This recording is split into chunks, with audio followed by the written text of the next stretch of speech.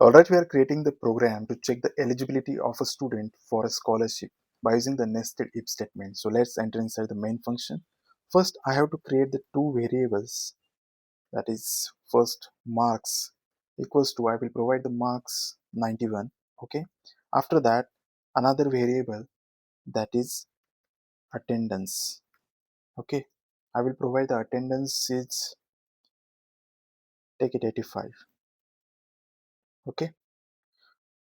Then I take my first if block. Inside that, I will provide one condition that your marks should be greater than equal to 80.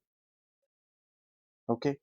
After that, I will take another if statement. Inside that, I will provide the condition that your attendance should be greater than equal to 75. If you satisfy these two conditions, then I will display one message, and the message is you are eligible for scholarship.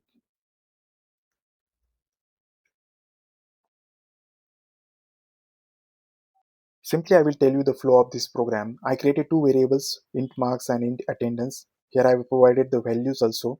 So in first if block, it will check marks are greater than equal to 80 or not. So here marks are 91.